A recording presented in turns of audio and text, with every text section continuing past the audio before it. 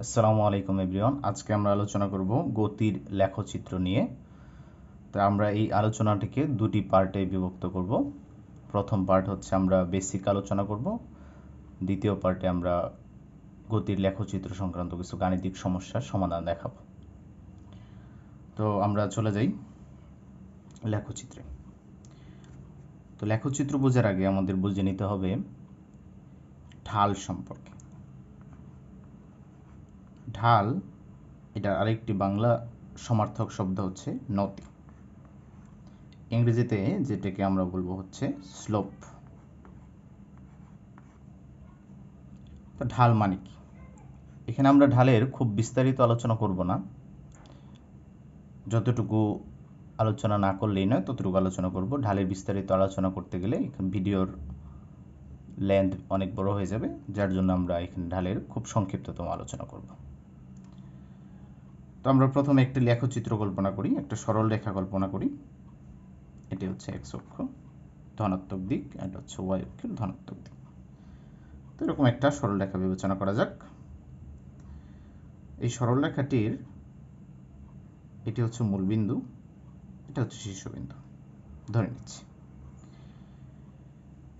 তো মূল বিন্দুর স্থানাঙ্ক আমরা ধরে নিলাম x1 y1, যেটা আসলে 0 0। এ বিন্দুর স্থানাঙ্ক আমরা ধরে নিচ্ছি x2 y2। তো এই সরলরেখার ঢাল বলতে আমরা কি বুঝব? এই সরলরেখার ঢাল বলতে বোঝায় এই সরলরেখাটি এক্স অক্ষের ধনাত্মক দিকের সাথে, আমি আবারও মেনশন করছি, এক্স অক্ষের ধনাত্মক দিকের সাথে, অর্থাৎ এই দিকের সাথে।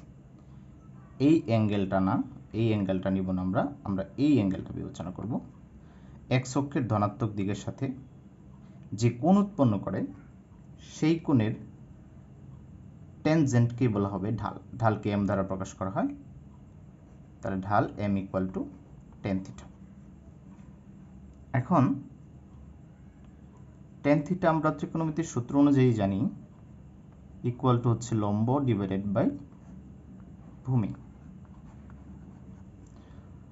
তাহলে আমরা যদি এ বিন্দু থেকে একটি লম্ব অঙ্কন করি এক্স অক্ষরেখার উপরে, ধরে নিচ্ছি লম্বটি হচ্ছে এম, তাহলে এখানে এই যে ত্রিভুজটি গঠিত হলো ত্রিভুজ ও এ এম, এই ত্রিভুজটিতে লম্ব হচ্ছে এম, ভূমি হচ্ছে ও এম। তাহলে এই এম বাই ও এম কে আমরা বলতে পারি এই সরলরেখার ঢাল এম। তো ঢাল আরেকভাবে বের করা যায়, সেটা হচ্ছে স্থানাঙ্কের মাধ্যমে। কিভাবে সেটি? আচ্ছা, এখন স্থানাঙ্কের মাধ্যমে ঢাল বের করার সূত্রটি হচ্ছে M equal to delta Y divided by delta X. আসলে মূলত এই ও থেকে এম পর্যন্ত এই দূরত্বটিকেই আমরা বলবো হচ্ছে ডেল এক্স বা এক্স এর পরিবর্তন। অর্থাৎ ও থেকে এ পর্যন্ত লেখচিত্রটির, ও থেকে এ পর্যন্ত সরলরেখাটির জন্য এই ও বিন্দু থেকে এম বিন্দুর যে দূরত্ব সেটি হচ্ছে এক্স অক্ষে বরাবর পরিবর্তন, আর এম বিন্দু থেকে এ বিন্দু পর্যন্ত এইটুকুকে আমরা বলতে পারি ওয়াই অক্ষের পরিবর্তন ডেল ওয়াই। তাহলে এই সূত্র আর এই সূত্র মূলত একই সূত্র। ডেল ওয়াইকে আবার আমরা লিখতে পারি Y two minus Y one, del এক্সকে লিখতে পারি X two minus X one. তো আসলে এই del Y by del X দ্বারা কি বুঝি আমরা, সেটা এখন একটু বোঝার চেষ্টা করি।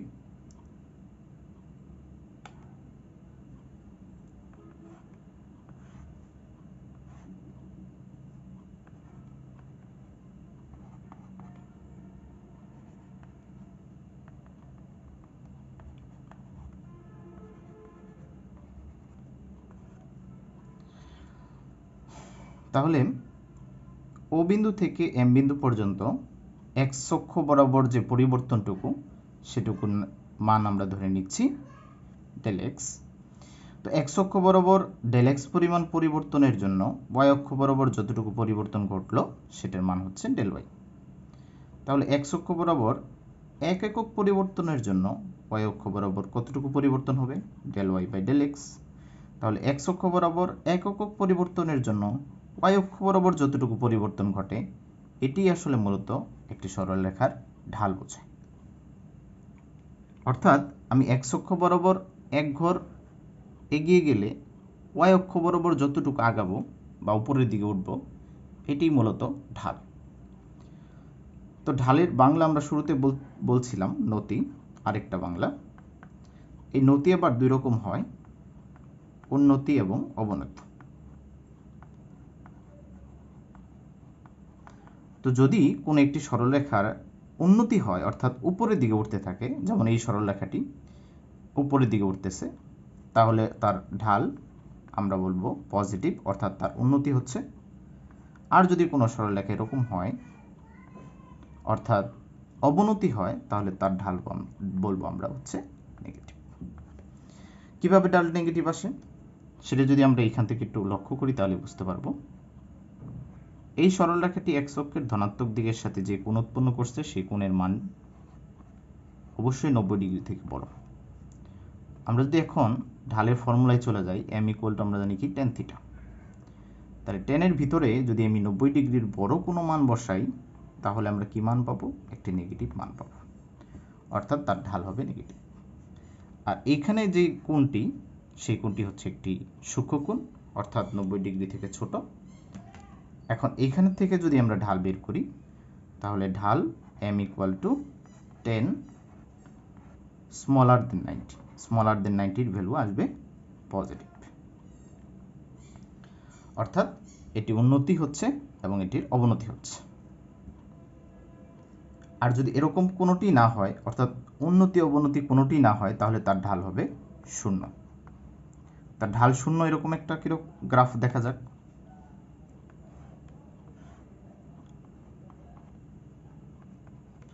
আমি এখানে একটি গ্রাফ অঙ্কন করেছি। এই গ্রাফের এক্স অক্ষ বরাবর বা এক্স অক্ষের সাথে তার উৎপন্ন কোণের মান হচ্ছে 0 ডিগ্রি।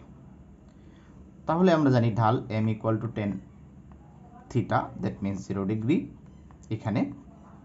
তো 10 0 ডিগ্রির মান হচ্ছে 0, অর্থাৎ এই সরলরেখাটির ঢাল হচ্ছে 0। স্বাভাবিকভাবে লক্ষ্য করলে বোঝা যাচ্ছে এই সরলরেখাটির এক্স অক্ষ বরাবর শুধু পরিবর্তন ঘটতেছে কিন্তু ওয়াই অক্ষ বরাবর কোনো পরিবর্তন ঘটতেছে না, অর্থাৎ এক্স এর পরিবর্তনের কারণে ওয়াই এর কোনো পরিবর্তন হচ্ছে না, ওয়াই এর পরিবর্তন শূন্য। তো ওয়াই এর পরিবর্তন শূন্য হলে এক্স এর পরিবর্তন হলেও ঢাল কি আসবে? শূন্য আসবে। তার মানে আমরা বলতে পারি এই সরলরেখাটি উন্নতিও করেনি অবনতিও করেনি। যদি সরলরেখা এই বিন্দু থেকে উপরের দিকে উঠতে থাকতো তাহলে এটি উন্নতি করত, আর যদি নিচের দিকে নামতে থাকতো তাহলে এটি অবনতি করত। তাহলে এই সরলরেখার ঢাল পজিটিভ, এই সরলরেখার ঢাল শূন্য, এই সরলরেখার ঢাল নেগেটিভ। আচ্ছা, এবার আমরা আরেকটা চিত্রে দেখি, দুইটা সরলরেখা বিবেচনা করা যাক, ও এ ও বি। এখন এখান থেকে আমাদের বের করতে হবে কোনটির ঢাল বেশি, ও এ নাকি ও বি। তো যদি আমরা কোণের হিসেবে যাই, ও এ রেখাটি এক্স অক্ষের সাথে বেশি কোণ উৎপন্ন করেছে, ও বি রেখাটি এক্স অক্ষের সাথে কম কোণ উৎপন্ন করেছে। সুতরাং আমরা যদি গাণিতিকভাবে চিন্তা করি এম ইকুয়াল টু 10 থিটা এভাবে যদি আমরা চিন্তা করি তাহলে এখান থেকে বের করা যাবে ঢাল কোনটার বেশি আসবে কোনটার কম আসবে। যেমন এটার জন্য যদি 60 ডিগ্রি অ্যাঙ্গেল ধরি আমি, তাহলে প্রথম রেখার জন্য ধরে নিলাম 60 ডিগ্রি অ্যাঙ্গেল, পরের রেখার জন্য ধরে নিলাম 30 ডিগ্রি অ্যাঙ্গেল। তাহলে 10 60 ডিগ্রির মান আর এটা আসছে 10 30 ডিগ্রির মান। তো কোনটার মান বড় আসবে সেটা যদি আমরা ক্যালকুলেটর থেকে বের করে নিই তাহলে বুঝতে পারবো 10 30 ডিগ্রির মান 60 ডিগ্রির মান √3, 10 30 ডিগ্রির মান আসবে 1/√3। তার মানে হচ্ছে এই ঢালটি বড়, এই ঢালটি ছোট, অর্থাৎ ওই রেখার ঢাল অর্থাৎ এম ওই রেখা এটার ঢাল বড়, এম ও বি রেখা এটার ঢাল ছোট। গাণিতিকভাবে ছাড়াও চিত্র দেখে আমরা এটা বুঝতে পারবো কিভাবে। দেখো, আমরা শুরুতেই বলতেছিলাম ঢাল মানে হচ্ছে কে কতটা উন্নতি করবে বা অবনতি করবে। তো ওই রেখার উন্নতি এক্স অক্ষের সাপেক্ষে অনেক বেশি ওবি রেখার চাইতে, তার মানে ওই রেখার ঢাল ডেফিনেটলি ও বি রেখার চাইতে বেশি। তাহলে আমরা ঢালের আইডিয়া মোটামুটি জানলাম। ঢাল মানে হচ্ছে একটি সরলরেখা এক্স অক্ষের সাথে যে কোণ উৎপন্ন করবে সেই কোণের ট্যানজেন্টকে বলা হচ্ছে ঢাল, বা ঢালের আরেকটি ফর্মুলা হচ্ছে del Y divided by del X, যেটাকে আমরা বলতে পারি বাংলায় কোটিদ্বয়ের অন্তর ডিভাইডেড বাই ভুজদ্বয়ের অন্তর। এটা হচ্ছে গাণিতিক ফর্মুলা। এই ফর্মুলা দুটি মনে রাখলে আমরা সহজেই একটি সরল রেখার ঢাল বের করতে পারবো। এখন আমরা গতির লেখচিত্রে যাব, যেটি আমাদের আজকের আলোচনার মূল বিষয়। তো গতির লেখচিত্রে মূলত আমরা দুই ধরনের লেখচিত্র পাই। বেসিক্যালি একটি হচ্ছে সরণ সময় লেখচিত্র, সরণ সময় লেখচিত্র অর্থাৎ এসটি লেখচিত্র, আর আরেকটি লেখচিত্র আমরা দেখি সেটি হচ্ছে বেগ সময় বা ভিটি লেখচিত্র। তো আমরা দুটি লেখচিত্রের বেসিক আলোচনা আজকে করব। নেক্সট ভিডিওতে আমরা এদের গাণিতিক সমস্যার সমাধান দেখাবো। তো প্রথম আলোচনা হচ্ছে সরণ সময় লেখচিত্র। ফার্স্ট আমরা আলোচনা করব সরণ সময় লেখচিত্র। আমরা এক্স অক্ষ বরাবর সময় নিচ্ছি, সময়ের একক সেকেন্ড। ওয়াই অক্ষ বরাবর সরণকে নিচ্ছি, যার একক আমরা ধরে নিচ্ছি মিটার। এখন এক্স অক্ষ বরাবর সময় কেন, এটা খুব সহজেই বোঝা যাচ্ছে। কিভাবে বোঝা যায়? দেখো, সরণ এবং সময়ের মধ্যে সময় হচ্ছে স্বাধীন, সরণ সময়ের উপরে নির্ভরশীল, বা সরণকে আমরা বলতে পারি অধীন রাশি। তো লেখচিত্র আঁকানোর ক্ষেত্রে সবসময় স্বাধীন রাশিটিকে এক্স অক্ষ বরাবর এবং অধীন রাশিটিকে ওয়াই অক্ষ বরাবর নিতে হয়। এটাই লেখচিত্র অঙ্কনের নিয়ম। এখন আমরা প্রথমে একটি ইচ্ছামতো লেখচিত্র ধরে নিব একটি, তারপরে দেখব যে কোন অংশ দ্বারা মূলত কি বোঝাচ্ছে। লেখচিত্রটি সবসময় এরকম থাকবে তা নয়, কিন্তু এটা আমরা আদর্শ হিসেবে ধরে নিতে পারি। পরবর্তীতে আমরা এটার অনেকগুলো ভেরিয়েশন দেখব। এই লেখচিত্রের তিনটি অংশ দেখা যাচ্ছে, ও থেকে এ পর্যন্ত, এ বি এবং বিসি। তাহলে ও এ অংশ দ্বারা কি বোঝায় সেটা একটু আগে আমরা বের করি। এই লেখচিত্রের কোনো একটি অংশ দ্বারা কি বোঝায় সেটি বুঝতে গেলে আমাদের ওই অংশের ঢাল বের করতে হবে। এর জন্য আমরা শুরুতে ঢালের আলোচনাটুকু করেছি।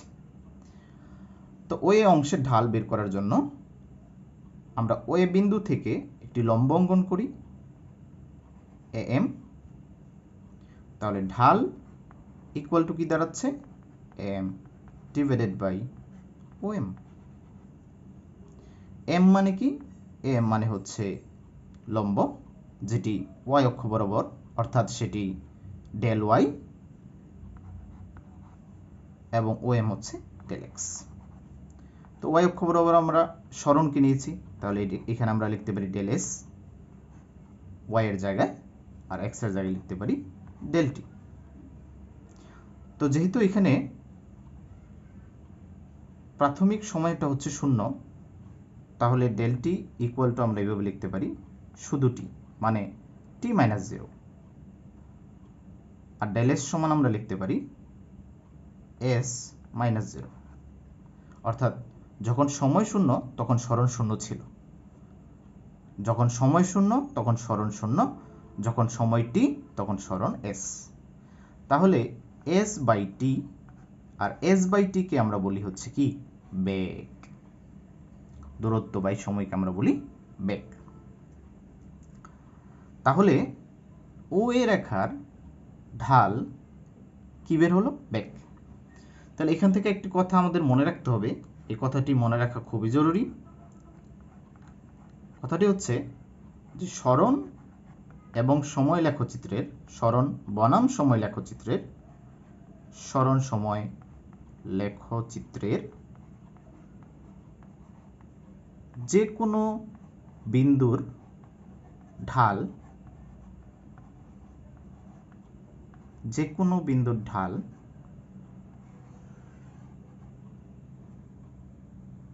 ওই বিন্দুর কি নির্দেশ করে? বেগ নির্দেশ করে। খুবই ইম্পর্টেন্ট কথা, অবশ্যই মনে রাখতে হবে, বেগ নির্দেশ করে। ওকে, তাহলে আমরা বুঝে গেলাম ওই রেখা দ্বারা কি বোঝাচ্ছে। ওই রেখা দ্বারা বোঝাচ্ছে কি সেটা বোঝার আগে আমরা সেটা ঢাল বের করে নিলাম। এখন আমরা ওই রেখা কি নির্দেশ করে সেটা খুব সহজে বের করে ফেলতে পারবো। আমরা এই লাইনটা তাহলে মনে রাখবো, সরণ সময় লেখচিত্রের ঢাল যে কোনো বিন্দুর ঢাল ওই বিন্দুর বেগ নির্দেশ করে। তাহলে ওই রেখার ঢাল বেগ নির্দেশ করে, কিন্তু সেটা কি বেগ? সেটা কি সমবেগ নাকি অসমবেগ সেটা এখন বোঝার সময়। তো আমরা দেখে নিচ্ছি আবার।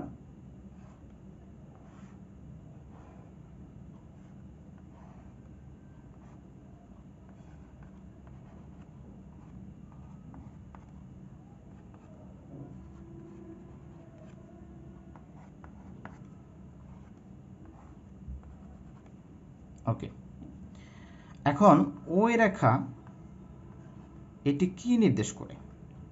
আমরা ওই রেখার ঢাল বের করেছি, ওই রেখার ঢাল হচ্ছে বেগ নির্দেশ করে, কিন্তু এটা কেমন বেগ? সমবেগ নাকি অসমবেগ? তো এটা বোঝাও খুব কঠিন কাজ নয়। খুব ভালো করে লক্ষ্য করলে দেখা যাচ্ছে এখানে ওই রেখাটি একটি সরল রেখা, আর সরল রেখার একটি বিশেষ বৈশিষ্ট্য হচ্ছে কি বৈশিষ্ট্য? যে সরল রেখার প্রতিটি বিন্দুর ঢাল সমান। সেটা কিভাবে সমান?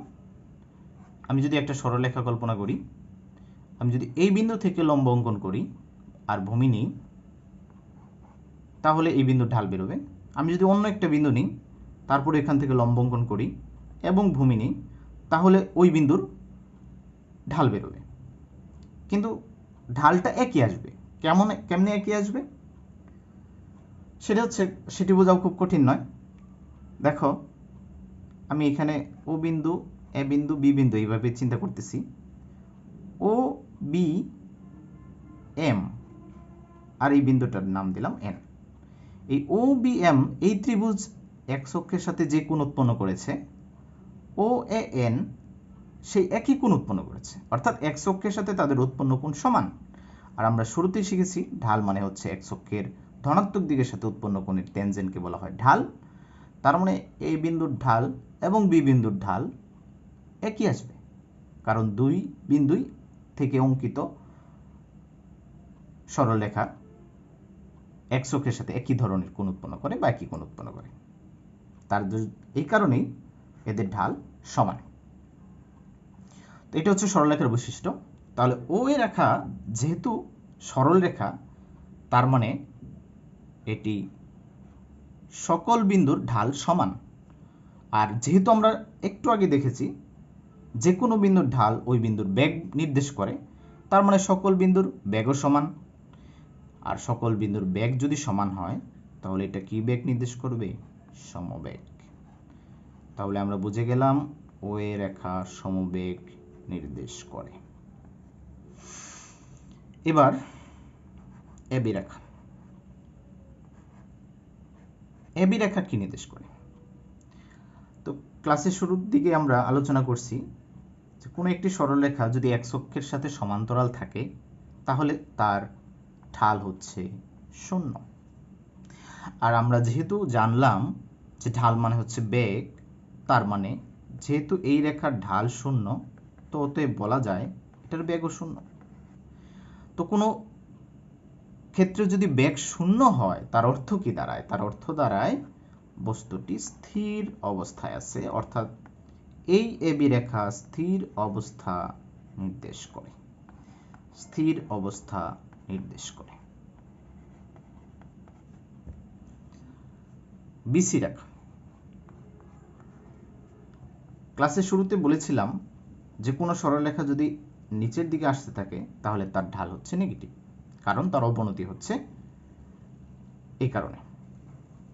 তো তার ঢাল যেহেতু নেগেটিভ, আর ঢাল মানে যেহেতু বেগ, তার মানে বেগও নেগেটিভ।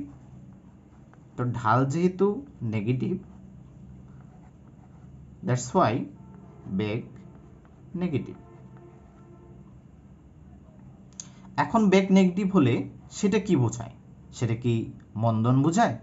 এখানেই অনেকে বুঝতে সমস্যা করে যে বেগ নেগেটিভ মানে মন্দন। ভুলেও সেটা ভাবা যাবে না।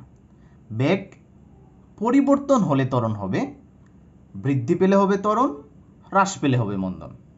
কিন্তু যেহেতু বিসি রেখা একটি সরল রেখা এবং এটিরও ঢাল হচ্ছে বেগ, এটিও সমবেগ নির্দেশ করবে, অর্থাৎ এখানে ত্বরণ বা মন্দন কোনোটি হবে না, সমবেগ নির্দেশ করবে। এখন প্রশ্ন হতে পারে তাহলে এবি রেখা ও এ রেখার সাথে বিসি রেখার পার্থক্য কি? পার্থক্য একটাই, ও এ রেখার ঢাল পজিটিভ, তার মানে তার বেগটাও পজিটিভ এবং সেটা সমবেগ, ত্বরণ নয়। কারণ আমরা জানি বেগের পরিবর্তনের হারকে ত্বরণ বলে, যেহেতু সমবেগ তাহলে ত্বরণ শূন্য। আর বিসি রেখার ঢাল নেগেটিভ, তার মানে বেগ নেগেটিভ।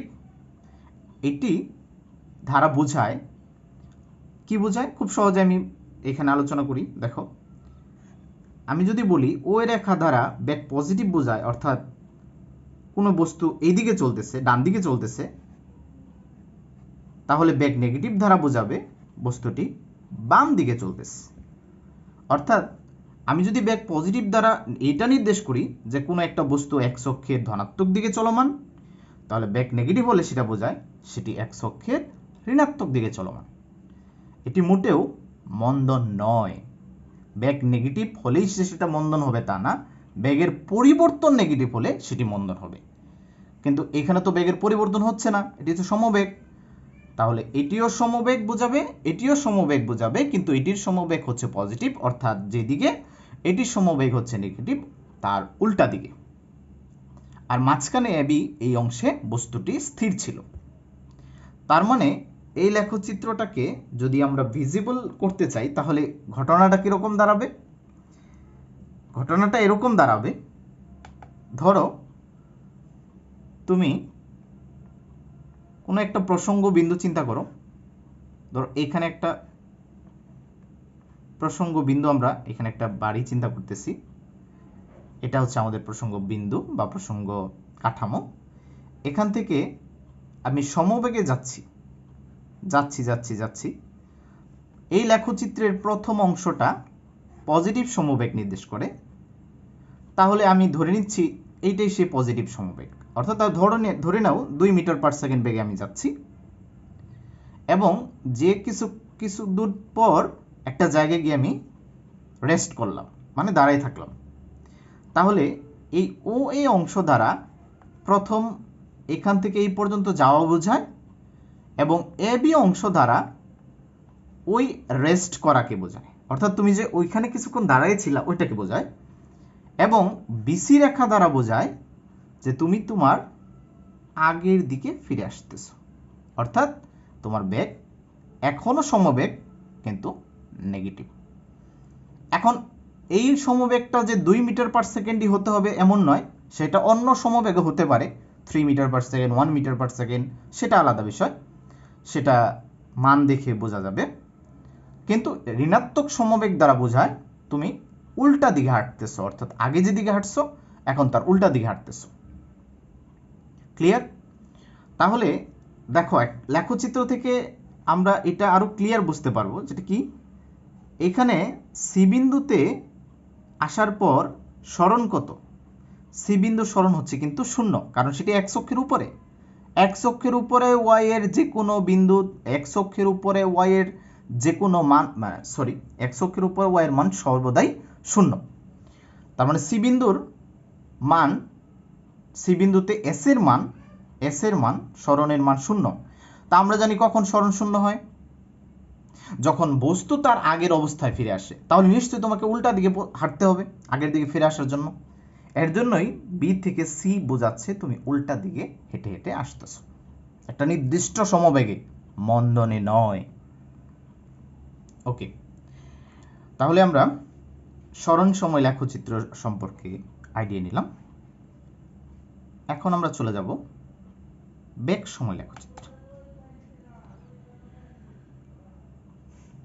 তো যথারীতি আমরা একটা লেখচিত্র কল্পনা করে নিচ্ছি। এক্স অক্ষ বরাবর সময়, ওয়াই অক্ষ বরাবর হচ্ছে বেগ, যার একক মিটার পার সেকেন্ড।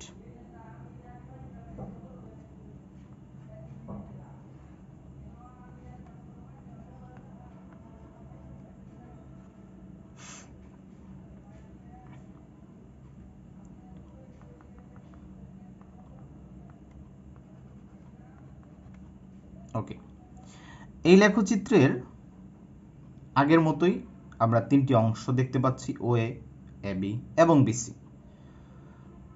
তো প্রথমে আমরা ও এ নিয়ে আলোচনা করব যে ও এ দ্বারা আমরা কি বুঝবো। তো যথারীতি আমাদের কি বের করতে হবে, কোনো একটা লেখচিত্রের কোনো একটা অংশ কি নির্দেশ করে সেটা বোঝার জন্য তার ঢাল বের করতে হবে। তাহলে ও রেখার ঢাল বের করব। ও রেখার ঢাল কি হবে সেটা আমরা আগে থেকে শিখে আসছি, A M divided by O M. M মানে কি ডেল ওয়াই, ও এম মানে কি ডেল এক্স, ডেল ওয়াই মানে হচ্ছে ওয়াই এর পরিবর্তন। এখানে ওয়াই অক্ষ বরাবর আমরা কি নিয়েছি বেগ, তার মানে ডেল ভি, আর এক্স অক্ষ বরাবর সময় ডেল টি। তাহলে এখানে দেখো বেগের পরিবর্তন ডিভাইডেড বাই সময়ের পরিবর্তন, অর্থাৎ বেগের পরিবর্তনের হার। আর আমরা জানি বেগের পরিবর্তনের হারকে কি বলা হয়, ত্বরণ। তার মানে দাঁড়াচ্ছে এই বেগ সময় লেখচিত্রের, অর্থাৎ ভিটি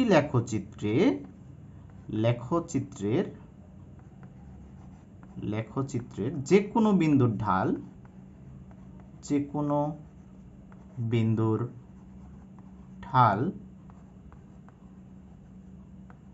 ওই বিন্দুর ত্বরণ নির্দেশ করে, এটা মনে রাখতে হবে। এখন ওই রেখা যেহেতু সরল রেখা, তার মানে তার প্রতিটি বিন্দুর ঢাল সমান, তার মানে ওই রেখা সমত্বরণ নির্দেশ করে, কারণ ঢাল মানেই ত্বরণ, আর ঢাল যেহেতু প্রত্যেকটা বিন্দুর সমান ওই রেখার, তার মানে এটি সমত্বরণ নির্দেশ করে। অর্থাৎ একটি নির্দিষ্ট ত্বরণে বস্তু ও থেকে এ বিন্দুতে পৌঁছালো। এবার এবি রেখার ঢাল আমরা কি শিখেছি, 0, কারণ সেটা এক্স অক্ষের সমান্তরাল, তার মানে তার ত্বরণও 0, যেহেতু ঢাল 0, ত্বরণ 0। এখন ত্বরণ 0 এটার দুইটা অর্থ হতে পারে, বস্তুটি হয় স্থির অবস্থায় আছে, না হলে বস্তুটি সমবেগে চলমান। তো আমরা যদি খেয়াল করি যে দেখি যে এখানে বস্তু কোন অবস্থায় আছে, এ বিন্দুতে বস্তুটির কিন্তু একটা বেগ আছে, বস্তুটি কিন্তু স্থির না। এবং ইন্টারেস্টিং ভাবে বি বিন্দুতেও বস্তুর বেগ একই আছে, অর্থাৎ এ বিন্দুতে যদি আমি ধরে নিই বস্তুর বেগ 10 মিটার পার সেকেন্ড, বি বিন্দুর বেগ সেই একই।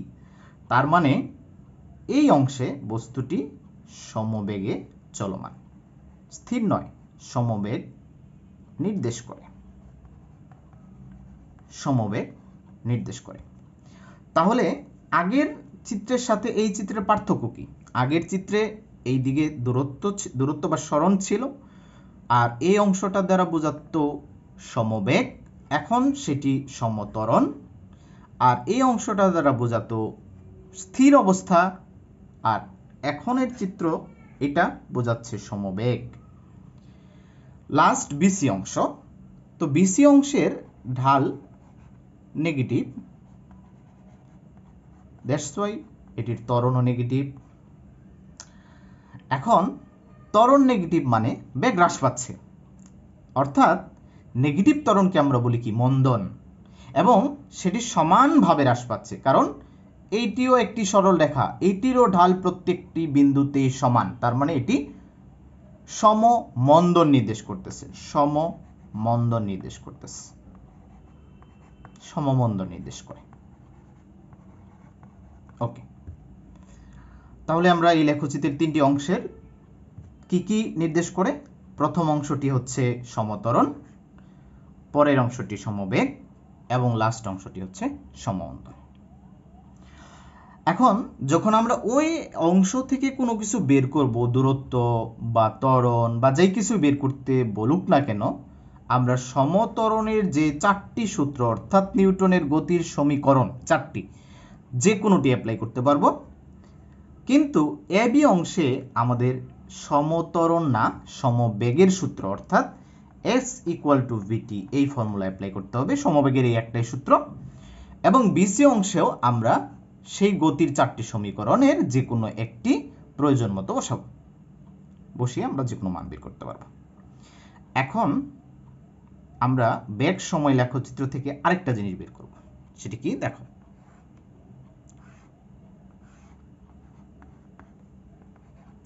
এই যে বেগ সময় লেখচিত্র, যদি সেটা এরকম হয় সেটি সমত্বরণ, এরকম হলে সমবেগ, এরকম হলে সমমন্দন। এখন ধরে নিচ্ছি আমরা এ বি অংশের দূরত্ব কত সেটা বের করব। দূরত্ব বের করব, তাহলে কিভাবে বের করা যায়? তো আমরা একটু আগে শিখেছি যে এটি যেহেতু সমবেগ নির্দেশ করে, তার মানে s = vt এই ফর্মুলা দিয়ে বের করতে পারবো। যেমন ধরো m এর মান যদি আমি বলে দিই এটা 5 সেকেন্ড, এটা 10 সেকেন্ড এবং a বিন্দুতে বেগ হচ্ছে 10 মিটার পার সেকেন্ড, তাহলে v এর মান হচ্ছে 10 এবং সময়ের মান কত? 5 থেকে 10, তার মানে 5 অর্থাৎ 50 মিটার। এখন আরেকভাবে আমরা এখান থেকে দূরত্ব বের করতে পারবো। কিভাবে? সেটা হচ্ছে এই অংশটুকুর ক্ষেত্রফল নির্ণয়ের মাধ্যমে, অর্থাৎ বেগ সময় লেখচিত্রের যে কোনো অংশের ক্ষেত্রফল সেটি কি নির্দেশ করবে? দূরত্ব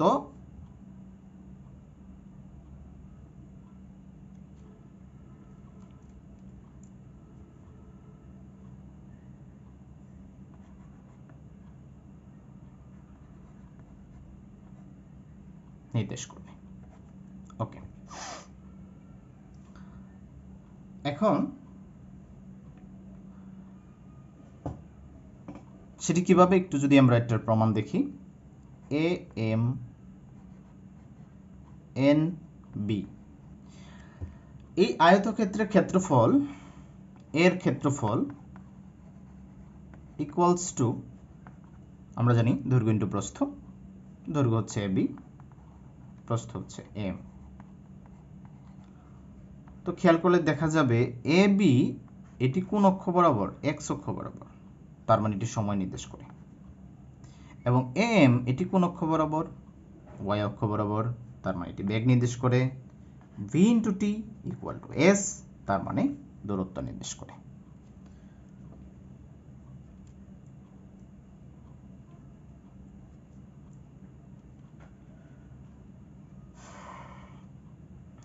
এখন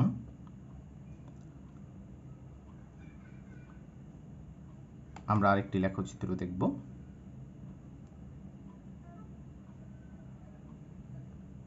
সেটি হচ্ছে ত্বরণ সময় লেখচিত্র। তো ত্বরণ সময় লেখচিত্র নিয়ে আমরা বিস্তারিত তেমন কিছু আলোচনা করব না, জাস্ট কিছু জিনিস বলার জন্যই। ত্বরণ সময় লেখচিত্র যদি এরকম হয় তাহলে এটি কি বোঝাচ্ছে? এটি বোঝাচ্ছে সময়ের বৃদ্ধির সাথে সাথে ত্বরণের মানটিও বৃদ্ধি পাচ্ছে, অর্থাৎ এটি সমত্বরণ নয়। কিন্তু যদি এটি এরকম হয় তাহলে বোঝাবে সময় বৃদ্ধির সাথে সাথে ত্বরণ অপরিবর্তিত আছে, অর্থাৎ সমত্বরণ নির্দেশ করতেছে। এটি অসমত্বরণ নির্দেশ করতেছে এবং যদি এটি নিচের দিকে নামতে থাকে তাহলে এটিও অসমত্বরণ নির্দেশ করে। তো যেহেতু আমরা অসমত্বরণ নিয়ে কোনো কথা বলবো না, কারণ অসমত্বরণ আমাদের সিলেবাসে নেই, আমাদের সিলেবাসে আছে শুধু সমত্বরণ। নিউটনের চারটি সমীকরণ এই চারটি সমীকরণই অর্থাৎ v equal to u plus at, s equal to u plus v by 2 into t, s equal to ut plus half at square, lastly v square সমান u স্কোয়ার প্লাস 2s। এই চারটি সমীকরণ কেবল মাত্র সমতরণে চললেই প্রযোজ্য, সমতরণে চললেই প্রযোজ্য, এছাড়া প্রযোজ্য নয়। অর্থাৎ অসমতরণ এর ক্ষেত্রে এটি প্রযোজ্য নয়, বা সমবেগের ক্ষেত্রেও প্রযোজ্য নয়। এখন আমরা তিনটা লেখচিত্রের সাম আপ করব। এই তিনটা লেখচিত্রর সামারি কি খেয়াল করুন। আমরা প্রথমে শিখেছি সরণ সময় লেখচিত্র। তো আমরা সরণ সময় লেখচিত্রের ঢাল বের করেছি, সেটি কি নির্দেশ করে? বেগ। পরবর্তীতে আমরা শিখলাম বেগ সময় লেখচিত্র, সেটির ঢাল কি নির্দেশ করে? ত্বরণ। এখন আবার আমরা এও শিখেছি বেগ সময় লেখচিত্রের ক্ষেত্রফল যদি আমরা বের করি তাহলে সেটা নির্দেশ করবে কি? সরণ। অর্থাৎ এসটি লেখচিত্রের ঢাল হচ্ছে বেগ, ভিটি লেখচিত্রের ক্ষেত্রফল হচ্ছে সরণ। সিমিলারলি ভিটি লেখচিত্রের ঢাল হচ্ছে ত্বরণ এবং এটি লেখচিত্রের ক্ষেত্রফল হবে বেগ। অর্থাৎ তুমি যদি সামনের দিকে যাও তাহলে তোমাকে ঢাল বের করতে হবে, আর যদি তুমি পিছনের দিকে আসো তাহলে তোমাকে ক্ষেত্রফল বের করতে হবে। তো হায়ার স্টাডিতে অর্থাৎ এইচএসসি এবং অনার্স লেভেলে এই ঢালটা আমরা যখন বের করব বক্ররেখার ক্ষেত্রে, তখন আমরা ইউজ করব ডিফারেন্সিয়েশন, ক্যালকুলাসের একটা গাণিতিক টার্ম। এখানে আমরা ব্যবহার করব ডিফারেন্সিয়েশন, এবং ক্ষেত্রফল বের করার সময় আমরা ব্যবহার করব ইন্টিগ্রেশন। অর্থাৎ এখান থেকে আমরা ডিফারেন্সিয়েশন এবং ইন্টিগ্রেশনের ব্যবহার সম্পর্কে জেনে গেলাম। অর্থাৎ ডিফারেন্সিয়েশন করা হয় ঢাল বের করার জন্য এবং ইন্টিগ্রেশন করা হয় ক্ষেত্রফল বের করার জন্য। তো এই সম্পর্কে আমরা বিস্তারিত উচ্চতর শ্রেণীতে জানতে পারবো, এখানে আমাদের সেটা আলোচ্য বিষয় নয়। তারপরও যেহেতু আসলো এর জন্য রিলেটেড, এই কারণে আমি কথাটা বলে দিলাম। এখন